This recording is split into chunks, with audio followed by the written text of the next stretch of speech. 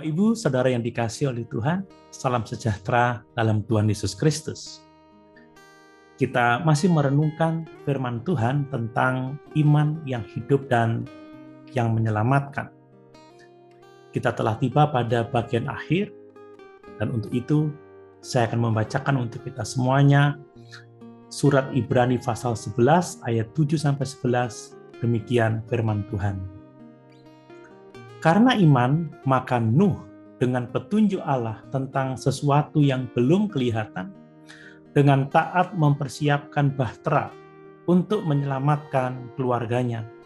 Dan karena iman itu, ia menghukum dunia, dan ia ditentukan untuk menerima kebenaran sesuai dengan imannya. Karena iman, Abraham taat ketika ia dipanggil untuk berangkat ke negeri yang akan diterimanya menjadi milik pusakanya. Lalu ia berangkat dengan tidak mengetahui tempat yang ia tujui.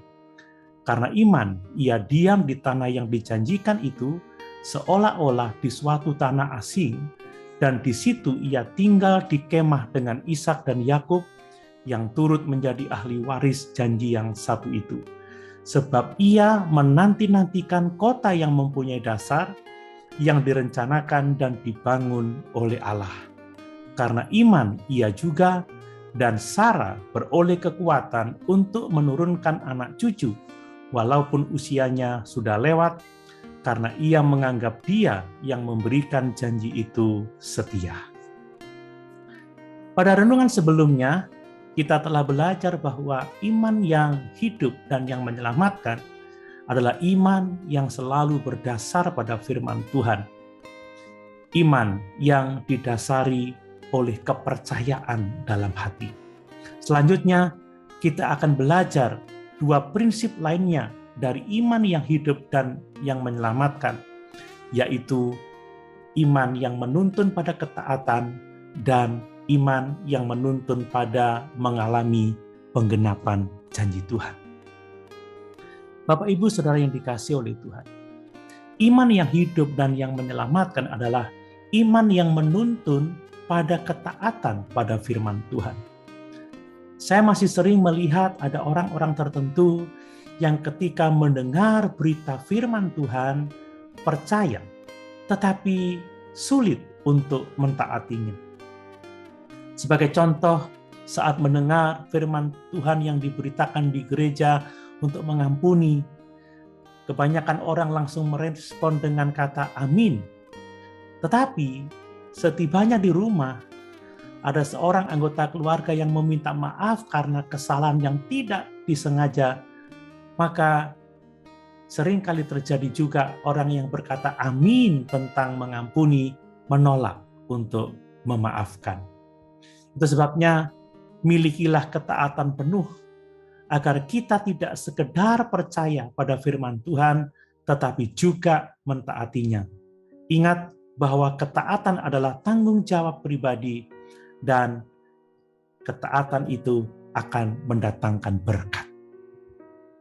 Firman Tuhan jelas menyatakan bahwa karena iman, Nuh dengan taat mempersiapkan bahtera sesuai petunjuk Tuhan. Orang taat hidupnya pasti berubah.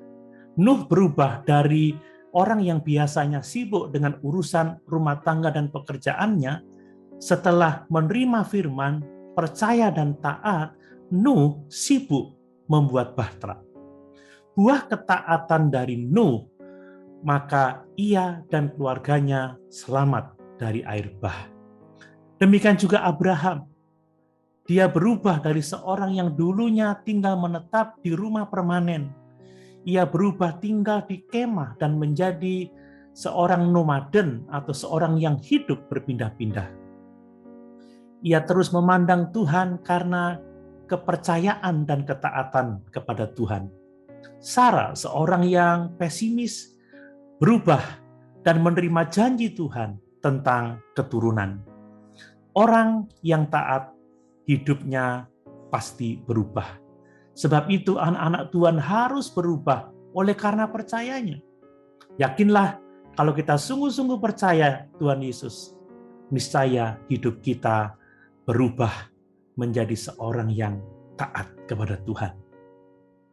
Perhatikan pula bahwa jangan sampai kita berubah karena kita diintimidasi atau hidup menuruti keinginan orang lain. Berubahlah karena percaya kepada firman Tuhan. Bangun kebiasaan yang baik. Mari kita setiap hari kita berdoa, membaca kitab suci, dan mau melayani orang lain. Jika dulu kita fokus pada diri sendiri, mari kita membuka hati untuk peduli kepada sesama kita. Jika dulu kita hanya mengumpulkan harta untuk diri sendiri, mari sekarang kita belajar untuk menginvestasikan harta kita untuk kekekalan di dalam kerajaan surga. Jika dulu kita hanya dilayani, sekarang mari kita juga melayani. Orang Kristen yang tidak mengalami perubahan hidup berarti tidak sungguh-sungguh percaya dan tidak taat kepada Tuhan. Milikilah keberanian untuk membayar harga dengan mentaati Tuhan dan firman-Nya, maka hidup kita pasti berubah ke arah Kristus. Bapak, Ibu, Saudara yang dikasihi oleh Tuhan. Selanjutnya, iman yang hidup dan yang menyelamatkan akan menuntun kita untuk mengalami penggenapan janji Tuhan. Orang yang hidup berdasarkan firman, yang percaya di dalam hati dan taat pada firman, pasti akan melihat pertolongan Tuhan. Nuh menyaksikan air bah datang dan ia diselamatkan karena kepercayaannya kepada firman Tuhan dan ketaatannya. Abraham melihat dan memiliki tanah perjanjian. Sarah secara medis tidak mungkin mempunyai anak, tetapi dia melahirkan Ishak. Itu semua mereka alami karena mereka percaya dan taat pada firman Tuhan.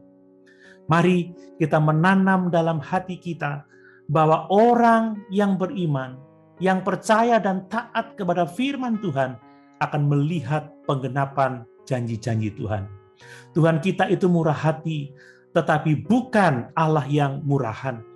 Dia penuh kasih, sekaligus juga Dia mendisiplin kita.